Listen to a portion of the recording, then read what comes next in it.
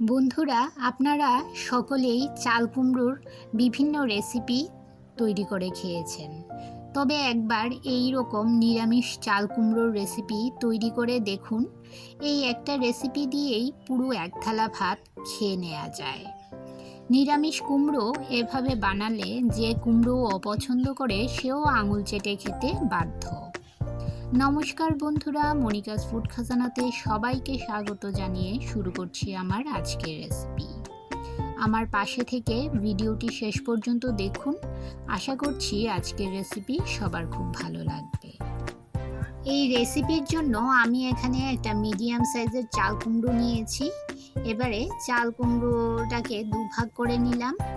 পুরো চাল কুমড়োটা দিয়ে আমি রেসিপিটা তৈরি করব না, অর্ধেকটা চাল কুমড়ো দিয়ে আমি আজকের রেসিপিটা তৈরি করব।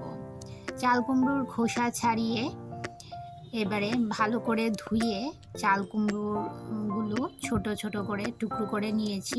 দেখুন, ঠিক এইরকমভাবে এরকম সাইজের টুকরো করে নিতে হবে।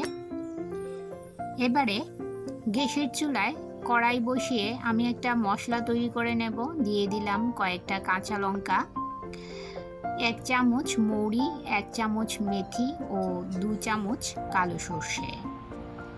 শুকনো খোলায় একদম লো ফ্লেমে এই মশলাগুলো আমি কিছুক্ষণ রোস্ট করে নেব। মশলা থেকে যখন খুব সুন্দর গন্ধ বের হবে তখন গ্যাসের ফ্লেম বন্ধ করে মশলাগুলো ঠান্ডা করে নিয়ে এর একটা পেস্ট তৈরি করে নেব। এবারে মশলাগুলো নামিয়ে নেওয়ার পর কড়াইতে দিয়ে দিলাম সামান্য পরিমাণ জল, আর তাতে দিয়ে দেব কেটে রাখা চাল কুমড়োগুলো। চাল কুমড়োগুলো আমি লো মিডিয়াম ফ্লেমে ঢাকা দিয়ে কিছুক্ষণ সেদ্ধ করে নেব। এদিকে একটা মিক্সি জার নিয়েছি, যে মশলাগুলো আমি রোস্ট করেছিলাম, মশলাগুলো ঠান্ডা হয়ে গেছে। এবারে এর একটা পেস্ট তৈরি করে নেব। প্রথমে শুকনো অবস্থায় মশলাগুলো গুঁড়ো করে নিয়েছি। এবারে এতে সামান্য জল দিয়ে এর একটা পেস্ট তৈরি করব। শুকনো অবস্থায় মশলাগুলো একবার গুঁড়ো করে নিলে খুব ভালোভাবে পেস্ট হয়ে যায়। এই যে দেখুন, মশলাটা আমি পেস্ট করে নিয়েছি। এবারে এইদিকে আমার কুমড়োগুলো সেদ্ধ হয়ে গেছে। কুমড়োগুলো 80% মতো সেদ্ধ হয়ে গেছে। 80% মতো সেদ্ধ করে নিলেই হবে, বেশি সেদ্ধ করলে কুমড়োগুলো গলে যাবে আর রান্নাটা খেতে একেবারেই ভালো লাগবে না। তাই বেশি সেদ্ধ করার প্রয়োজন নেই। 80% মতো সেদ্ধ করে নিয়ে কুমড়োগুলো এবার আমি একটা পাত্রে তুলে নেব।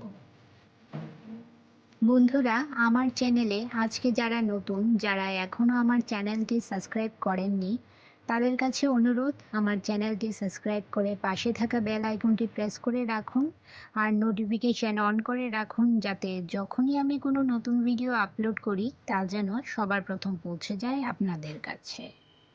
এই যে দেখুন, কুমড়োগুলো আমি একটা পাত্রে তুলে নিয়েছি। এবারে এতে মশলার পেস্টটা দিয়ে দিলাম, আর দিয়ে দেব নারকেল কুড়ো। আমি এখানে হাফ মালা নারকেল কুড়িয়ে নিয়েছি। আর এতে দিয়ে দেব 2 টেবিল চামচ পরিমাণ টক দই। টক দইটাকে আমি ভালো করে জল ঝরিয়ে ফেটিয়ে নিয়েছিলাম।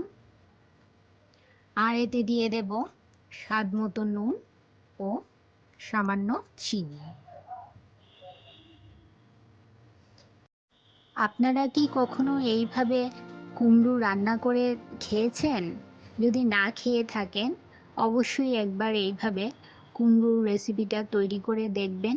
ভীষণ সুস্বাদু একটা রেসিপি, আর কুমড়ো আমাদের পেট ঠান্ডা রাখতে সাহায্য করে। দুপুরের লাঞ্চ কিংবা রাতের ডিনার যে কোনো সময় আপনারা এই রেসিপিটা তৈরি করে খেতে পারেন। গরম ভাতে কুমড়োর এই রেসিপিটা থাকলে আর কিছুই লাগে না বন্ধুরা। এই একটা রেসিপি দিয়েই পুরো এক থালা ভাত খেয়ে নেওয়া যায়। এবারে গ্যাসের চুলায় কড়াই বসিয়ে দিয়ে দিলাম 2 টেবিল চামচ পরিমাণ রিফাইন্ড অয়েল। আপনারা যে কোনো তেলেই রান্নাটা করতে পারেন। এতে ফোড়নে দিয়ে দিলাম 2টো শুকনো লঙ্কা, হাফ চামচ কালো সর্ষে ও কিছু কারি পাতা। লো ফ্লেমে ফোড়নগুলো কিছুক্ষণ ভেজে নেব। ফোড়ন থেকে যখন খুব সুন্দর গন্ধ বের হবে তখন এতে দিয়ে দিলাম মেরিনেট করে রাখা চাল কুমড়োগুলো।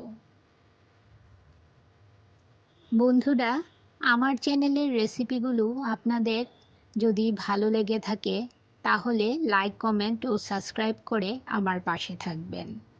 কমেন্ট বক্সের পাশেই দেখবেন একটা হার্ট বাটন আছে, সেই হার্ট বাটনটাও প্রেস করে দেবেন। এতে করে আমার এই ভিডিও আরও বহু লোক দেখার সুযোগ পাবে। কুমড়োটা দেওয়ার পর একটু নেড়ে চেড়ে নিয়ে এবারে এতে দিয়ে দিলাম 4-5টে চেরা কাঁচা লঙ্কা। কাঁচা লঙ্কা দেওয়ার পর আরও একবার নেড়ে চেড়ে মিশিয়ে নেব। মিশিয়ে নেওয়ার পর ঢাকা দিয়ে লো মিডিয়াম ফ্লেমে 5 মিনিট রান্না করে নেব। 5 মিনিট পর চলে এলাম। দেখুন কুমড়ো থেকে কিছুটা জল বের হয়েছে। এবারে গ্যাসের ফ্লেম হাই মিডিয়ামে করে এই কুমড়োটাকে 2 মিনিট নেড়ে চেড়ে নেব।